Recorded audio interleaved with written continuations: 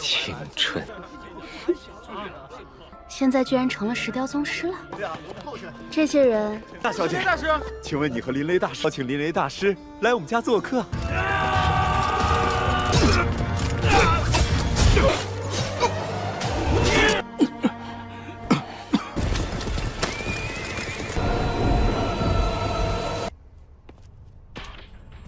不过我已经拒绝过黑暗教廷了。真是可怜的海坊，很隐秘。我等你的消息。很担心你，林雷。我最近什么时候回来？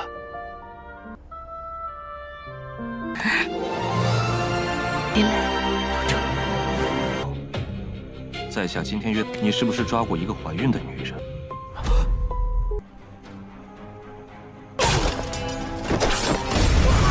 真是些优秀。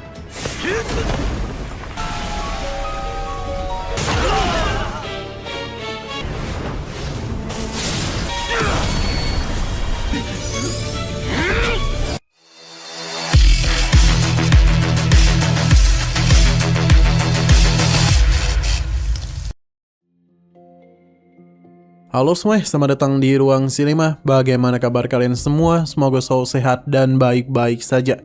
Pada hari ini kita akan kembali melanjutkan series Donghua Calling Dragon episode 19-nya. Tanpa berlama-lama, langsung saja kita mulai alur ceritanya. Seorang sosok misterius muncul untuk menawarkan diri menjaga patung tersebut. Nah, serangan mendadak dari pria bertopeng nyaris menghancurkan patung di sana. Namun, Lilibarus bertahan mati-matian, meskipun sempat diperingatkan oleh kakek Coward bahwa musuhnya terlalu kuat. Sosok misterius tadi kemudian turun tangan dan membereskan penyerangan dengan sekali gerakan saja. Kakek Coward mengenalinya sebagai Kisai, sang raja pembantai berkekuatan di atas puncak suci. Kisai memperingatkan Blood Blossom untuk berhenti, membuat organisasi itu mundur dan mengusir Kahlan. Kabar kehebatan Lilibarus juga sampai ke gereja cahaya yang mulai melihatnya sebagai alat, bukan individu bebas. Saat hari lelang tiba, Raja Kreide memuji karya Lini dan menaikkan harga hingga 5 juta. Kahlan menyusul hingga 8 juta.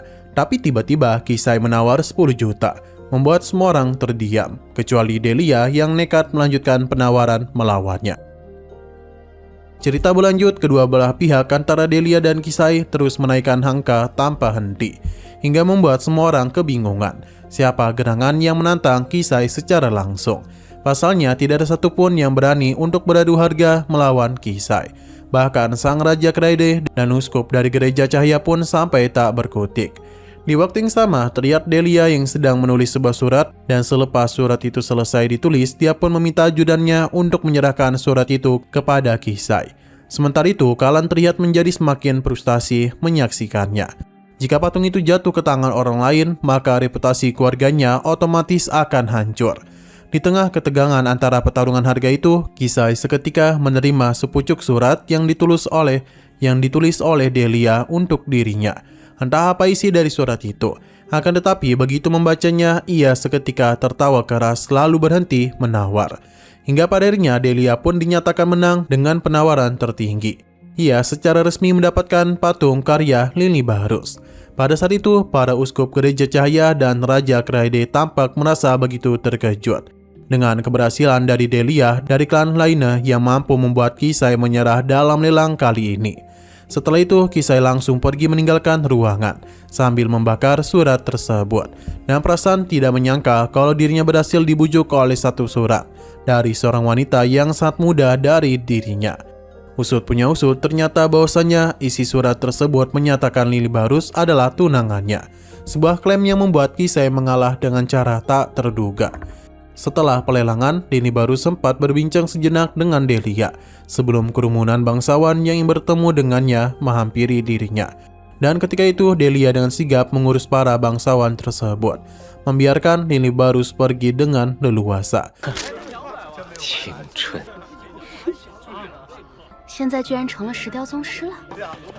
这些人，大小姐，大师，请问你和林雷大师邀请林雷大师来我们家做客？ Tak lama kemudian, dia menemui kepala Karan Lukas untuk mengambil kembali pedang warisan keluarganya. ketika dia hendak membayar, tiba-tiba saja sang kepala klan menolak. Ia justru hanya meminta satu hal, tanda tangan Lili Barus pada salah satu ukiran batunya. Pada saat itu, Lili Barus mengiyakan permintaan sang kepala klan tersebut. Meski ia tidak sepenuhnya memahami mengapa hal sesederhana itu begitu berarti. Padahal sudah jelas tanda tangan seorang seniman seterkenal Lili Barus mampu mendongkrak nilai sebuah ukiran secara drastis. Di sisi lain, kita diperlihatkan oleh sosok ayah Lili Barus, yakni Hawk Barus, yang ternyata masih menjalankan misi balas dendamnya. Ia menghabisi seorang bangsawan dari kekaisaran, yang ia yakini terlibat dalam kematian istrinya. Setelah membunuh bangsawan itu, tak lama kemudian, seketika para penjaga kerajaan berdatangan untuk menangkapnya, sehingga pertarungan pun terjadi. Namun sayangnya, oleh karena banyaknya prajurit lawan, situasi Hawk Barus kini menjadi begitu sulit. Bahkan meskipun dia terus mencoba untuk melawan menggunakan teknik pembantai naga imitasi, pertarungan panjang itu menguras tenaganya hingga dia terluka parah. Karena tubuhnya yang dipenuhi oleh anak panah, tanpa pikir panjang, Hawk Barus pun bergegas menunggangi kudanya untuk melarikan diri. Di sepanjang perjalanan, dia merasa sangat kesulitan untuk menepis serangan-serangan dari prajurit lawan. Hingga akhirnya, oleh karena Hawk Barus merasa terpojok tanpa jalan keluar, ia pun memilih untuk melompat dari tebing yang sangat curam, demi memastikan identitasnya tidak diketahui oleh para pengejar.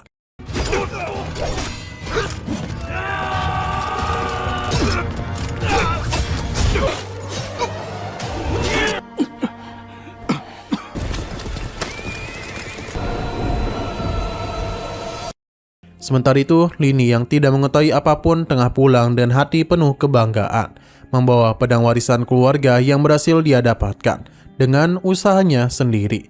Namun sesampainya di gedung Harta Klan, bukan ayahnya yang dia temui, melainkan sebuah surat peninggalan.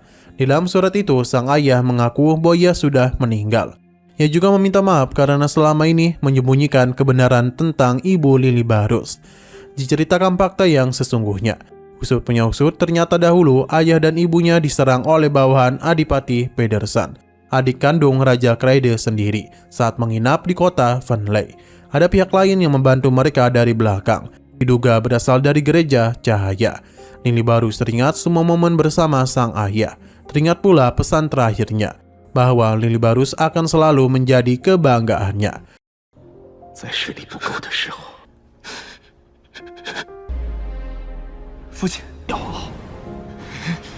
Tak lama kemudian, Paman Hilman datang menghampiri Lili Barus yang tengah dirundung duka. Ia menyampaikan bahwa Hawk Barus sebenarnya telah meninggal sejak 3 bulan lalu. Lili Barus tidak bisa langsung mempercayainya. Terakhir kali dia pergi, ayahnya masih tampak sehat. Namun Paman Hilman meyakinkannya. Amarah Lili Barus yang menggelegar secara tidak sengaja mengaktifkan perubahan naganya, sebelum akhirnya berhasil dihentikan tepat waktu. Tidak ingin berlarut-larut dalam kesedihan, Lini pun mengambil keputusan dengan cepat. Ia menyerahkan pedang warisan kepada Paman Hilman untuk dibawa ke Kekaisaran Obrin dan diserahkan kepada adiknya. Selain itu, Lini Barus juga memberikan uang agar Paman Hilman dapat membawa seluruh keluarganya pergi ke tempat yang aman. Urusan balas dendam ia putuskan untuk diselesaikan sendiri. Di tempat Raja Kraide, kabar kematian ayah Lini pun baru sampai ke telinganya. Ia segera memerintahkan agar Hawk Barus diangkat setara dengan kaum bangsawan secara resmi, serta diselenggarakan pemakaman yang layak.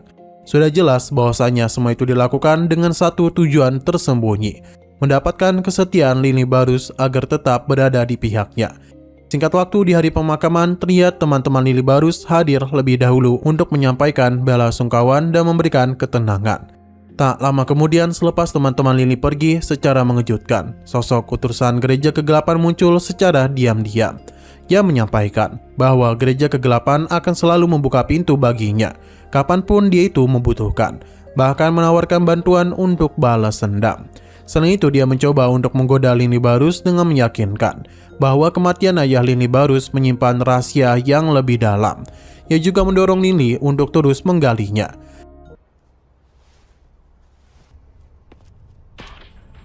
不过我已经拒绝过黑暗教廷了。真是可怜的海坊很隐秘，我等你的消息。Setelah sosok dari gereja kegelapan itu pergi, di malam hari, kota Praja-Usan terlihat seluruh penduduk dikejutkan. Oleh karena semakin banyak tokoh penting yang datang ke pemakaman, termasuk Kardinal Gereja Cahaya dan Kepala Klan Lukas. Namun yang paling mengejutkan adalah kehadiran dari Adipati Pedersen sendiri. Melihatnya, amarah Linibarus mendidih dari dalam. Inilah sosok yang menyebabkan ibunya terbunuh di masa lalu, dan kini ayahnya pun jatuh karena ulahnya.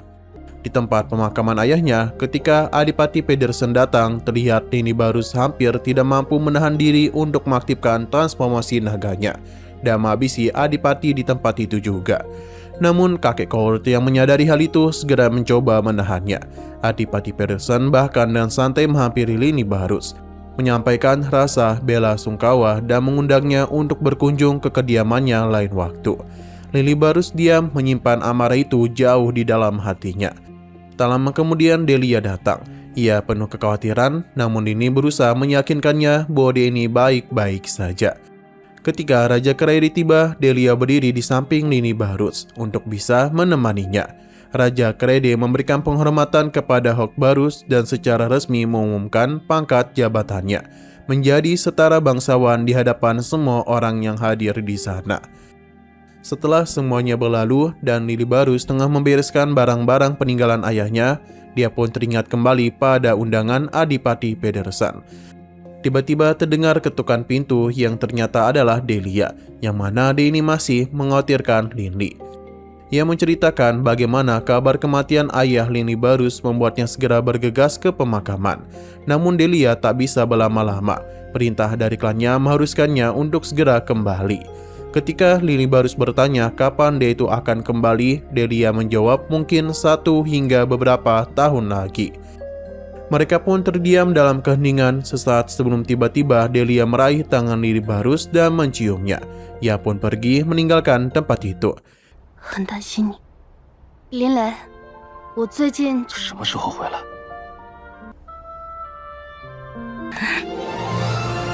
林雷。 Setidaknya di tengah semua kepahitan ini masih ada seseorang yang benar-benar mencintai Linibarus. Berbeda dengan Alice yang dulu pergi begitu saja. Keesokan harinya, Linibarus menemui para kardinal dan menyatakan niatannya untuk menjadi penyihir kekaisaran Fernley. Para kardinal sempat terkejut. Pasalnya pengaruh gereja cahaya jauh melampaui kerajaan manapun. Namun setelah menimbang bahwa kerajaan Fernley masih berada dalam naungan aliansi suci, mereka pun mempersilakan Linibarus bergabung. Di balik keputusan itu, Lini memiliki rencana yang lebih dalam. Adipati Pedersen hanyalah pion. Ada kekuatan yang lebih besar di belakangnya, dan Linibarus bertekad mengungkap semuanya sebelum melancarkan pembalasan dengan tangannya sendiri. Di aula kerajaan Fernley, Raja Kraedi langsung mengangkat Linibarus sebagai penyihir kepala istana, sekaligus mewariskan gelar bangsawan dari sang ayah. Para bangsawan yang hadir langsung menghampirinya untuk memberikan selamat, termasuk Adipati Pedersen sendiri, yang memuji Linibarus dengan senyum tanpa kecurigaan sedikit pun. Memanfaatkan momen itu, Linibarus mengundang Adipati Pedersen ke kediaman keluarga Barus. Undangan itu diterima dengan senang hati. Sesampainya di sana, Adipati hadir bersama banyak pengawal dan memerintahkan mereka untuk tetap waspada. Ketika Linibarus bertanya mengapa ia membawa begitu banyak pasukan, Adipati pun menjawab jujur. Ia menyadari undangan ini bukan sekedar untuk minum bersama. Pasti Lini memiliki maksud lain di baliknya. Benar saja, tanpa basa-basi, Linibarus langsung bertanya, apakah Adipati pernah menangkap seorang wanita hamil 14 tahun yang lalu? Mendengar pertanyaan itu, Adipati mencoba mengingat-ingatnya, lalu menjawab bahwa ia tidak tahu apapun. Linibarus tentu tidaklah percaya. Para pengawal Adipati segera bersiap menyerang, namun tiba-tiba anggota gereja kegelapan muncul di balik bayangan dan menghabisi seluruh penjaga itu. 在下今天约你是不是抓过一个怀孕的女人？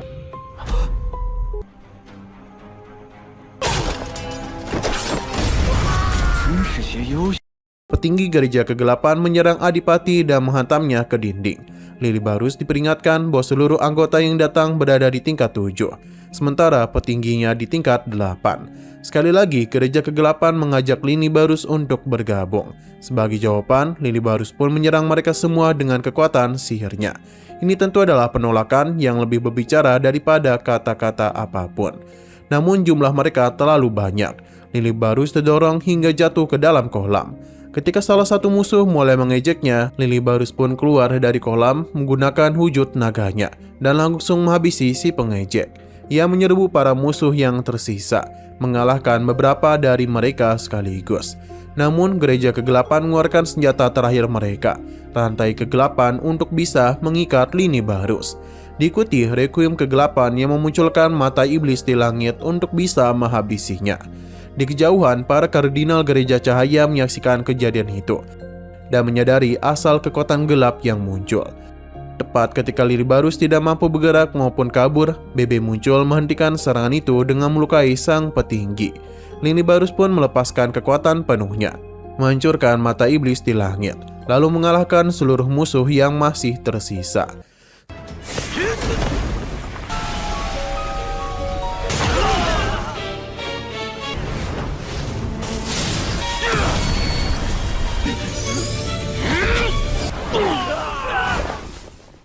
Setelah semuanya tumbang, Lilibarus kembali menghampiri Adipati Pedersen yang masih selamat.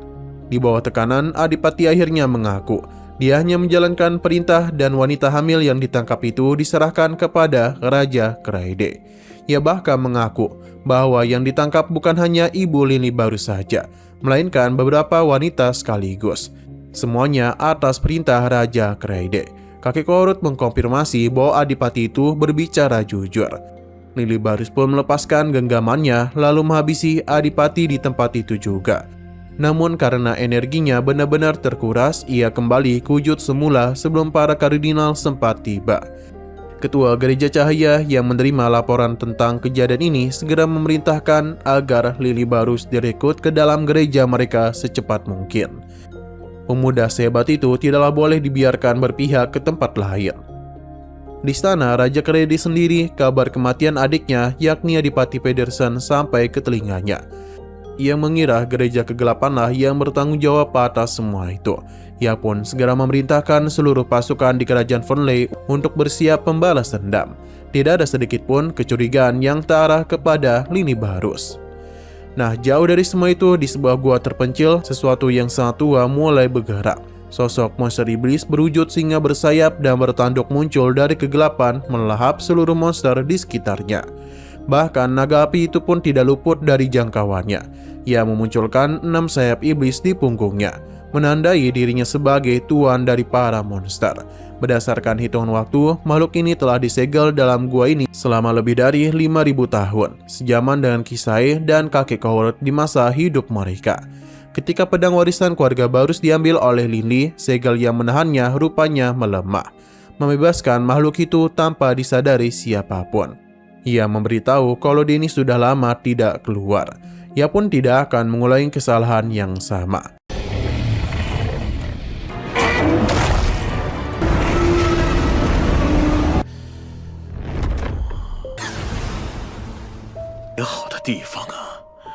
Nah, sayang sekali lagi seru-serunya episodenya ini pun harus bersambung. Dan ini juga adalah akhir dari season pertamanya. Terima kasih bagi kalian yang sudah mengikuti series ini dari awal episode hingga akhir episode ini. Jika kalian suka pada video ini, klik like dan share ke teman-teman kalian. Dan ditunggu aja untuk video-video selanjutnya dari Ruang Sinema. Oke, sampai jumpa di video selanjutnya.